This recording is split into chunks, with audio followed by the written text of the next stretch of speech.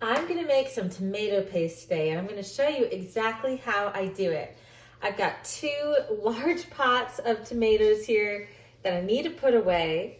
And just like there is no comparison between store-bought tomatoes and homegrown tomatoes, there's so much difference between homemade tomato sauce, homemade tomato paste, and what you get at the grocery. So let's get into it. But before we do, make sure to hit that thumbs up button and subscribe to my channel for more health and homesteading content. So the very first thing I'm going to do is I'm going to take all of my tomatoes, and I've put in some sweet peppers in there, and I'm going to juice them and strain the skins and the seeds using this strainer. I did cook them for a good bit to release all of those juices, and I've got another small pot here that I'm doing the same with. And so the first step is going to be just straining all of the skin and seeds. This is my strainer, and I will say that I've used so many different types of strainers, from the ones that attach to like a KitchenAid, for example, and nothing seems to beat just like the standard old school strainer. I'm gonna put an extra bowl here to have for the tomato skins, and that I can either give to my chickens or I can make tomato powder. So in the past, I have made this tomato powder, which is actually just a really nice, flavorful and kind of tart seasoning to add to your other seasoning blends. And I even have some tomato skins from last year. And then once I dehydrate them, I just blend them into this powder and then mix them in. Considering that I still have a bunch of tomato skin powder from last year, I'm just gonna give the skins to my chickens. So this process might be somewhat tedious. It's really not difficult, but it can take a minute for straining out all the juice. You can see all of the skin staying to the surface. I did throw in some peppers in there because that's kind of a nice little mix with the tomatoes for paste specifically. And I am going to be adding some other ingredients to my tomato sauce that's going to cook down into paste once that was a juicy one. Once I get everything down into a liquid. I am, of course, using the GOAT of all canning boats, the Ball Book of Canning. But just know, once that you have strained all of your tomatoes and you add everything back to the pot, you're essentially just boiling it down. And so at that point, you can put a little screen on top, make sure that you're stirring it occasionally and not burning the bottom. So then it becomes kind of something that just gets done on its own throughout the day. You know you've gotten out most of the juice when it's pretty thick here. And this is what I'm going to save and give to my chickens, and they're gonna absolutely love it. I've got 2 big potfuls of strained already, 1 more to do, and then this pot. So I'm gonna set my stove to medium-high and go ahead and start pouring some of this in and let it cook down, because that's what's gonna take the longest. So now I've got 2 pots of tomato sauce or juice that is strained that I'm gonna start boiling down, and I'm gonna add the other ingredients. We are doing just 1 teaspoon of salt, and I'm gonna put it in just the 1 pot because I will add all of this together eventually. And then 4.5 tablespoons of lemon juice. This essentially is my preservative, and I'm not going to use citric acid because citric acid often is derived from black mold. And mold in the body can lead to a number of health issues, including Lyme disease. They say you can use bottled lemon juice in the Ball Book of Canning, so I guess you could say it's a little rogue that I'm using just straight lemon juice, but it works. You can already see how this is getting much thicker than this big old pot, but that's okay. That's part of the waiting game. This smaller pot has already gone down by about half, and I'm seeing this one go down too a little bit, so I'm going to go ahead and combine the two.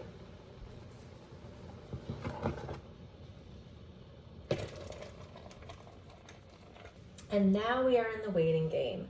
I'm going to come back to the stove like every 10 to 15 minutes. I'm going to put this little cover on top to help from splattering. And basically, I'm just trying to not burn the bottom of my pot. So I just want to continually stir it and just check and see how much it breaks down. But this is all that there is to it. It's literally tomato sauce just being cooked down so the water is cooking out. Here is the before and after. You know it's ready when it kind of piles up on a spoon like that. So I've just let this go all day, and now it's time for dinner. So what I'm probably gonna do is actually just let it cool down, and then I'll pack it tomorrow to can. All right, I finished my tomato paste last night. It is this perfect texture, and it was dinner time when I finished, so I put it in the fridge, and I was going back and forth about whether or not I should cold pack it or hot pack it. But I went outside and my water bath canner was frozen over, so I had to heat that up. And I figured I would go ahead and sterilize my jars in the oven so they're nice and hot. So I am indeed hot packing my tomato paste. And I'm just going to use a spoon. I'll get my little colander to ladle it all in. Now with this one, I'm doing about a 1/2 inch headspace, which is about at the rim. And the only thing I would say with this recipe is that I've made all these jars just in case I have enough paste, but I don't know if I'm going to or not, because I cooked mine down pretty thick. You can see the nice paste consistency as I pour it in. And it's such a dark red color. Next, I wipe the rims with vinegar to make sure that they are clean and I get a good seal. And then I can go ahead and close them up. I don't always use this little handy dandy tool, but I try to, because I know that sanitation is of the essence to prevent spoilage. And then go ahead and put my little lids on, or not the lids, but the rings. Just one wristful tightness. I just realized that I did not check for air bubbles, which you would use this tool for by shimmying it around the sides. But I'm just looking around and it looks pretty good. I don't see any air bubbles along the bottom. So I think I'm just gonna kind of go rogue and risk it maybe. Maybe it was just saucy just enough to fill it in. Oh, I see an air bubble there. Just do it. Just undo it, just do it to be safe. So to make sure that you don't have any air bubbles, which could prevent cracking, you want to use this tool here. You can inspect them and see if you see any air bubbles to make sure that it's okay. And in they go. It is very cold out. I'm gonna try to take these out and slowly drop them in. But it's like 30 something degrees out today. I'm gonna arrange these evenly in my water bath canner.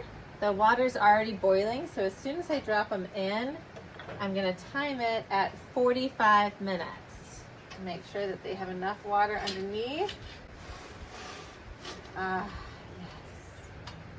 Good, good, good, good. That's such a great feeling.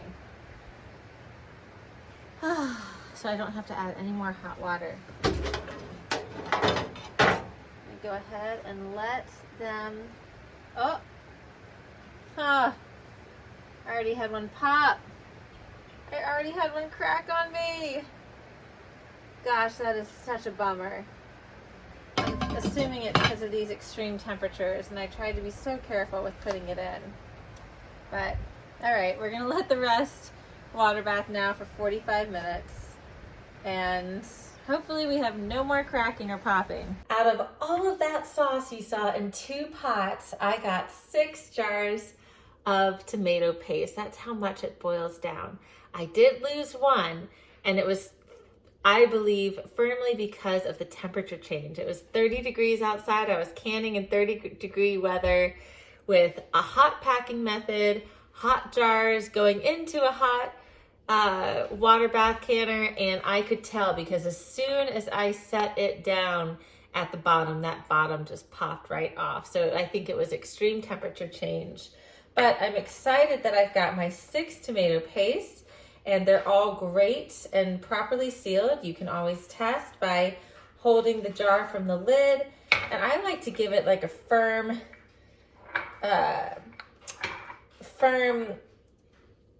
effort to try to even take off the lids, so that way I know that they're properly sealed. But I've labeled these, and they are now going to go into my pantry for use in the future. Thank you so much for watching this video. I hope you found it informative and got some tips. And as always, I will show you the accidents when they happen as well, and the troubleshooting and how to handle those. If you did enjoy this video, please make sure to hit that thumbs up button and subscribe to my YouTube channel for more health and homesteading content.